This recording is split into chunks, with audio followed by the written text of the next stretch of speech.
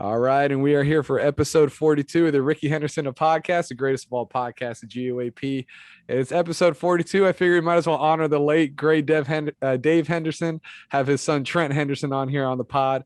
Trent, how you doing, man? Thank you so much for having for joining us on the podcast. I'm doing great. Thank you for having me. It's a very appropriate number 42. 42, dude. Yeah, for sure. So I appreciate you thinking of me and scheduling it.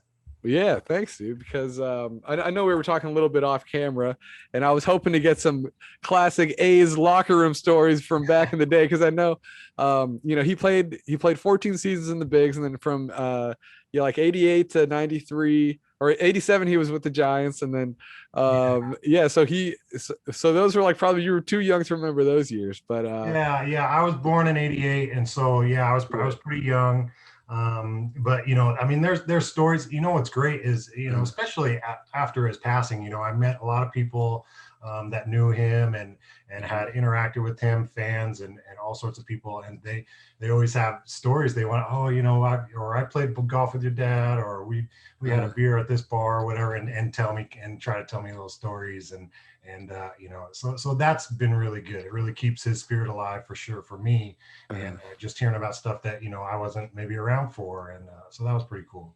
That's awesome, man. Well, I want to start off by giving you congratulations. Your foundation, the Always Having Fun Foundation, Yeah. just pulled off a very successful charity golf tournament up in Washington. Can you give people kind of a outline of how many people showed up, who was there, and kind of Yeah, what your sure. goal was with that tournament? Yeah. Yeah, so my wife and I started the Always Having Fun Foundation. We got that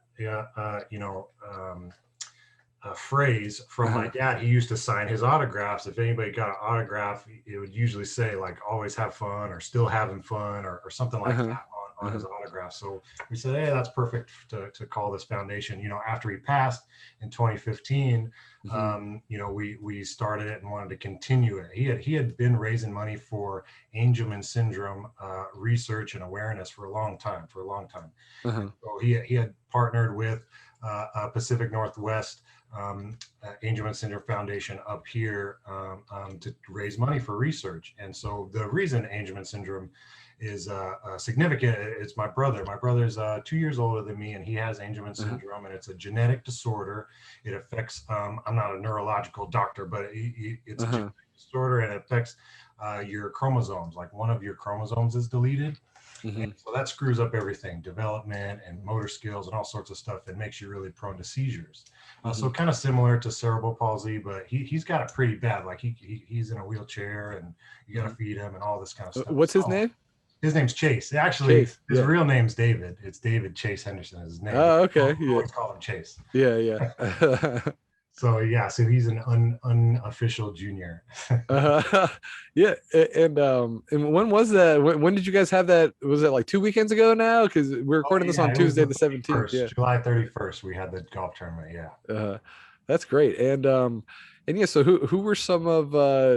I saw the last dive bar was kind of associated. I just Yeah, had yeah. those guys So on the yeah, podcast, this right? I is mean, you had the some great like sponsors there to help you out and everything, right, right? Like, right. This is the fourth year my wife and I have been doing it, oh and wow, okay, we obviously had to take off 2020, but we've kind of been growing every year, and so this year we actually had a lot of sponsors help us out, and so yeah, lastdivebar.com. I got to shout out those guys. They've been so awesome. Just uh-huh. their fandom and expressing it to me and being coming up with creative ideas on Yeah, like how you're wearing the Hindu land shirt, like yeah, it's yeah, my based off shirt, the poster. Yeah, and yeah. available at lastdivebar.com. Go for it. Oh All the yeah. proceeds from the Hendu Land merch comes to the Always Having Fun Foundation, which is super Mhm, cool. I mean, that was an idea that those guys came up with, and so I mhm, super appreciate it. They didn't need to do that. It's just it's something that they yeah. I was listening to them on the last podcast, uh-huh, or 2 podcasts ago that you had them on, and uh-huh. it's not their primary business. They're just fans, and they want to Yeah. help people out and spread the love of the Oakland A's. So it's super cool. So yeah, anyways, they were one of the sponsors, and we had a whole bunch of other sponsors too, helping us out with food and open bar and all sorts of stuff. So it went really great, and we were full. Like I said, we sold out pretty early. We had it at Washington National Golf Club, which is in Auburn, Washington. It's I'm not sure if the Washington Huskies golf team still plays there, but they used to play there. It used to be like their home course or whatever. Yeah, everything's kind of purple, but it's a really nice course. It's a perfect setting. And when my dad was doing the golf tournament before, they used to have it at there. So it was nice to come back this year and do it there again. So yeah, it went really well. Everybody seemed to have a good time. Yeah, was Chase enjoying it? Was he having a good time and everything there? When my dad retired from baseball, he didn't really have much stuff to do. He's 35 or something like that. All his friends are still working, right? Yeah.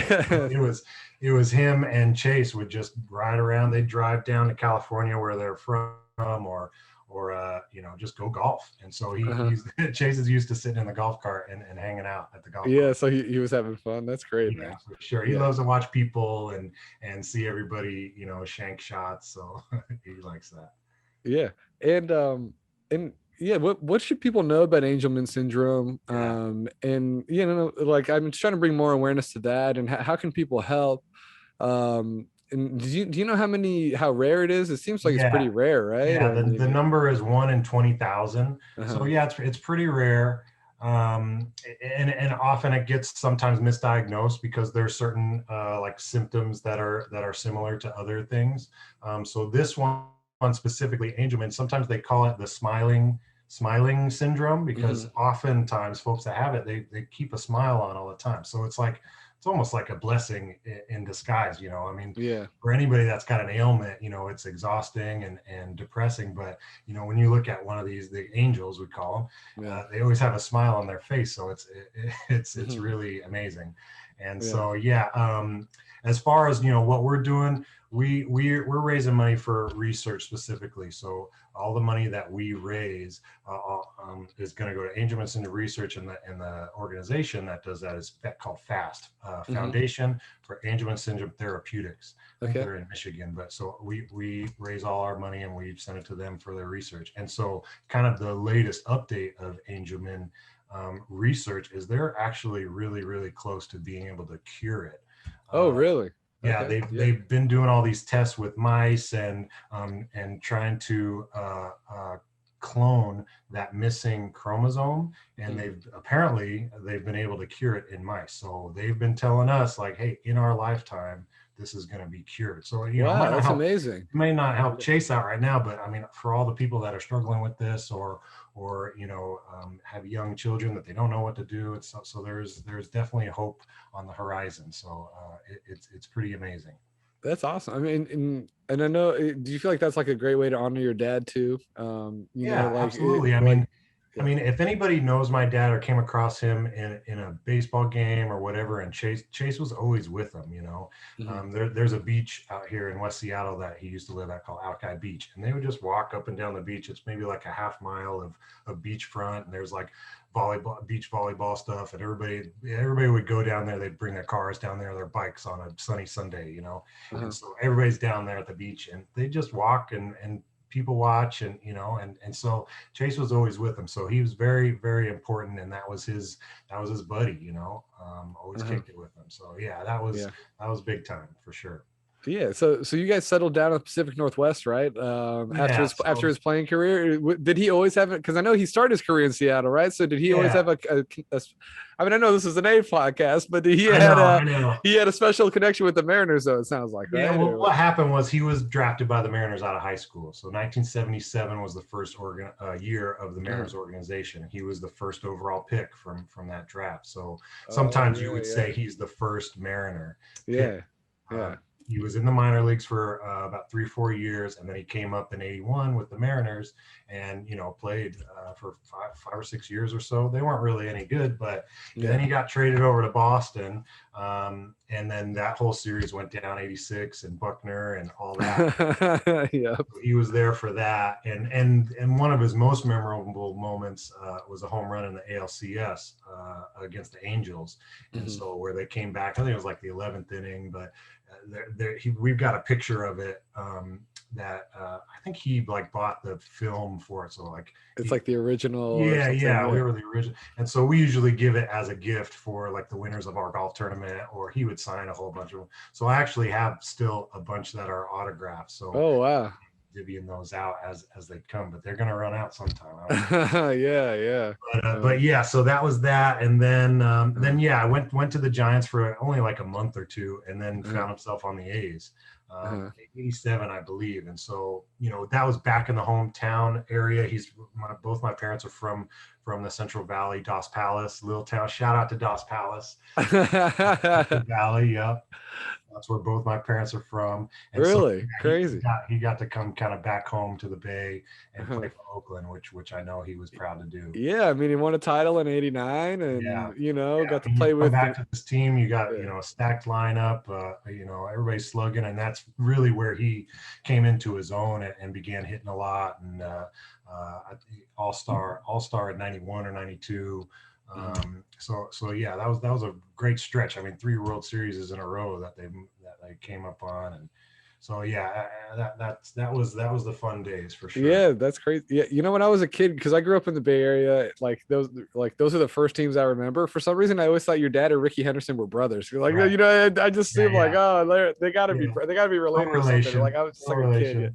They're I mean, they were close when they were playing, but they're pretty different dudes. I mean, Ricky's wild, but yeah, definitely when you have a guy in your outfield, and my dad was in center field, and that was his domain, and so you got Ricky over to your right, and then Jose on your left, and then you keep it locked down. Well, you said they were super different. How would you say their personalities? Because I feel like they were both kind of like gregarious in their own way, right? They were both kind of like both smile and they're big time. Folks, but I mean, Ricky is just yeah. It's almost like he knew he was always big time, right? Yeah, he was right, and so he when I interact with him, he's Ricky. I mean, I don't know how to describe it. Yeah. But yeah, your dad was always smiling there, right? 24/7. Yeah, absolutely. That's always, and I got that from him too. We're always got a smile on our face. He never took the game too seriously. He always knew that it was a game, and you always have to have fun, and that was kind of his motto. And I kind of live that too. I mean, I don't try to take things too seriously. Everybody's out here trying to live life, together, and we might as well have fun doing it. Yeah, absolutely. And I know we mentioned last dive bar. I also got to mention Rob Roberts, NorCal Nodders. I saw he came through with like 200. It was like 200 or 300 custom bobbleheads of your dad. And I actually got one right here. Yeah, he's got a cool. Yeah, it was so awesome, man. Isn't that nuts that Rob made that? Oh my God, dude. So this guy, let me try to remember the story. So I think we were out there for the 30th anniversary of the '89 World Series. So that would have been 2 years ago. And I think I had hooked up with Brian, not Brian, last dive bar or Sandlot Brian, but a different Brian, a drummer in right field. Brian. Oh, okay. I can't remember. Oh, yeah, Brian L. Erningas. Yeah, that's him. I had him on a few episodes ago. Awesome. Too. Yeah, he's great too. And so Yeah. I can't remember how I must have hooked up with him through Instagram or whatever. But I hit him up, and I went down and I was kicking with the drummers, and then I said, when we were in center field, everybody was up there, Tony La Russa and everybody that was there for the celebration or whatever. You guys all in the suite or whatever? Yeah, we were up there, and I see right to my down right, I see this guy, and he's got this vest with these patches on. I go, man, that's a cool ass vest, man. Look at all those patches he's got. And then he turns around. I go, the whole front is full of pins, you know? Yeah, yeah. So I asked Brian over there, I go, hey, do you know this guy that's got a pins on? Oh, yeah, his name's Brian too. I'll introduce you. Right? Yeah. So we walk over there and then we take a picture and all that.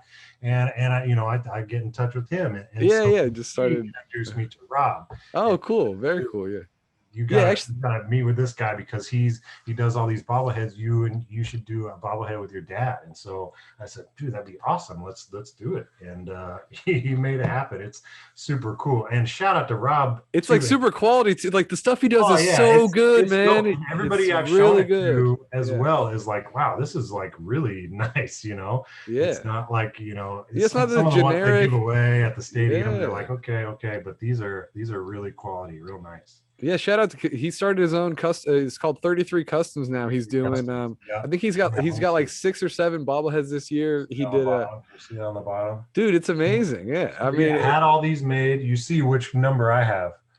Oh yeah, you got the 42, of course. So yeah, I had a 250. That's so cool, man. Yeah, that's amazing.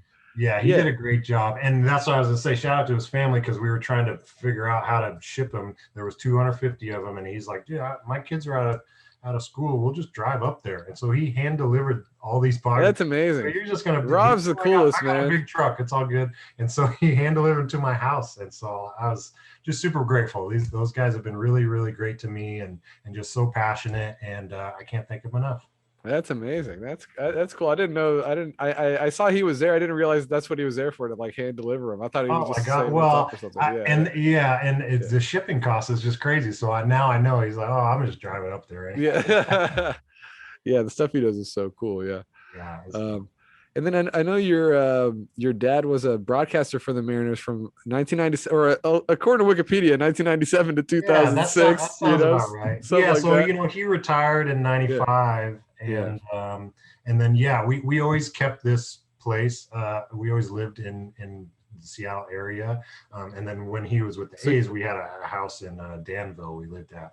So at the same time, but then when he retired, sold that house, and for whatever reason he wanted to kind of stay in the Northwest. And so did you go to the Kingdom and stuff like during the A-Rod, Randy Johnson years, like in the late 90s? Like that's I used to like those teams were fun, dude. Those teams those were great teams. And so that's kind of the thing I was telling you about. That's how I struggle because I've grown up here and I grew up. It's all right. You can be a Mariners fan. It's all right. So I have a very strong affinity to the Mariners as well. But the Oakland A's built my life. So it's a weird deal. But growing up here, I mean, Kingdom, we always kind of stayed close with the Mariner organization and him doing the color commentary for a long time. And, so some of the players, we got to go in the dugout and the clubhouse and stuff like that. And, the guys kind of lived in our neighborhood in just the suburb Bellevue area. And so, I mean, I remember going to Jay Buhner. He had a Halloween party. He lived a little bit. He had like a big ranch, and he had a Halloween party. He was his whole family was Scooby-Doo, and he was Shaggy. He had this wig on. That's hilarious. We kind of had a cool experience with all that. I remember going in the locker room, and Ken Griffey Jr. would have 3 lockers. He'd have one locker with his baseball gear in, and he'd have like one locker with all his kids like toys and stuff, and then another locker just had like a big lazy boy massage chair in front of it. So, I think that's like what Bonds did too. I think Bonds was like a 3 locker guy too. That's the 3 locker dude. Yeah.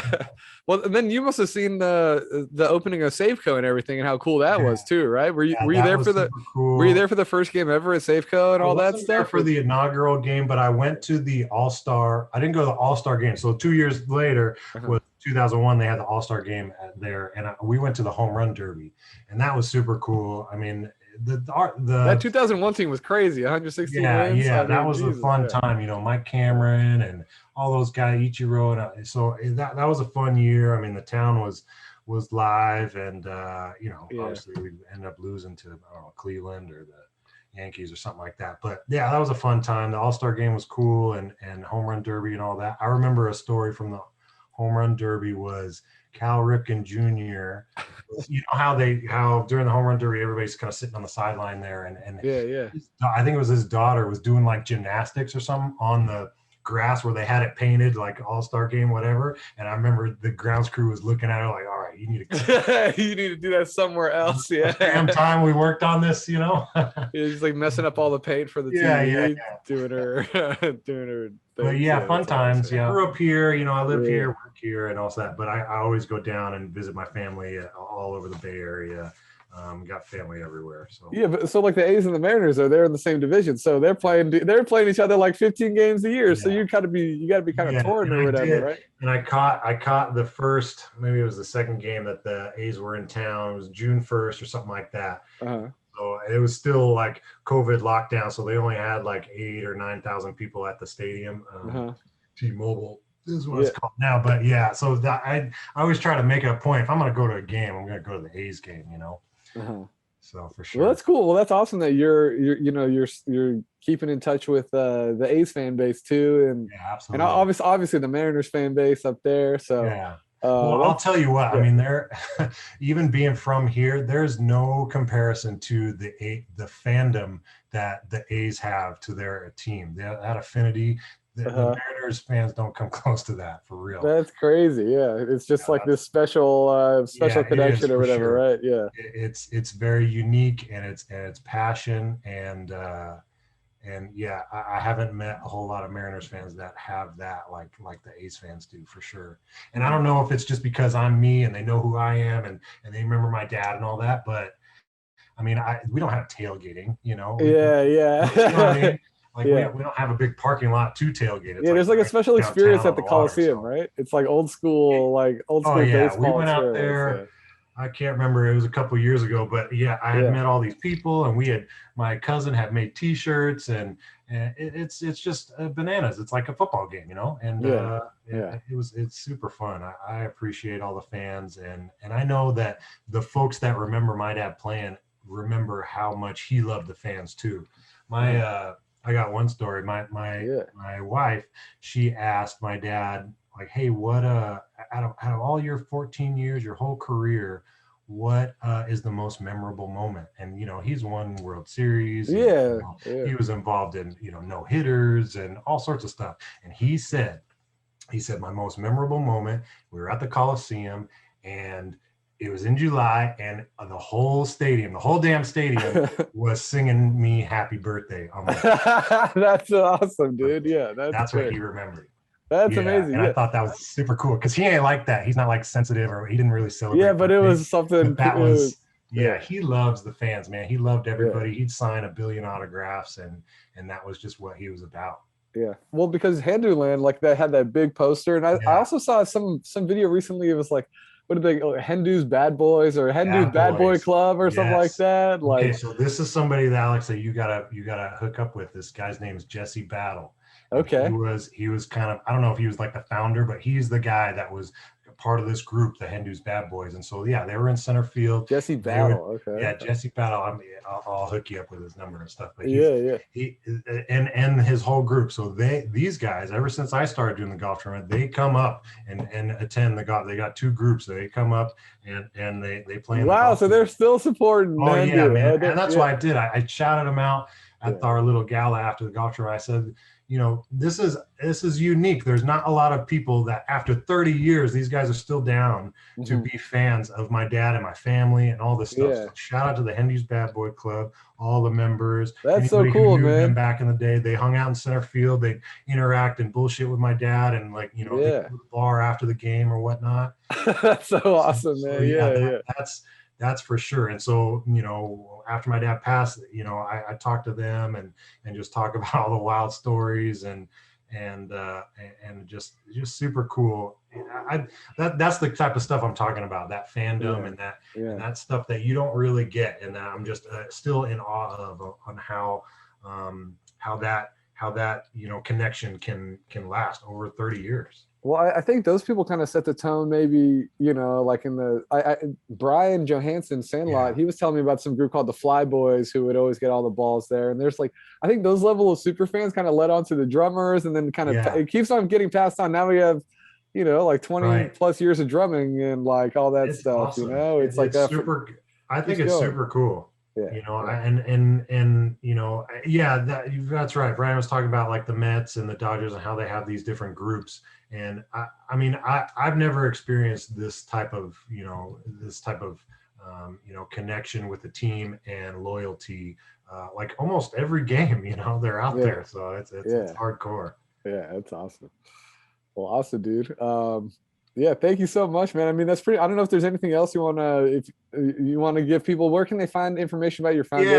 foundation? So Yeah. Yeah. alwayshavingfunfoundation.org is where Okay. you can go to, alwayshavingfunfoundation.org. Uh-huh. You know, find information. Okay, so some of the events, you know, obviously we've done the golf tournament. I'm trying to figure out Mhm. to schedule something down in the Bay Area because I know that the, you know, all the Yeah, fans are you there, definitely man. get a lot of support for Yeah, sure. for Yeah. sure. And so we're trying to slowly but surely, we're trying to come up with some plans. And so, you know, I'll work with Jesse Battle down there, and you know, I'll work with, you know, a couple other people and just connect with, you know, how I can get maybe a venue. It doesn't have to be a golf tournament. It could be just a, you know, something. And so we're slowly working on that. And so hopefully next year we can do something with that if the world's not burning. Yeah. Yeah. Closing up again. Yeah. But Yeah. yeah, for sure. So, anyways, yeah, Awesome, man. alwayshavingfunfoundation.org. You can donate there.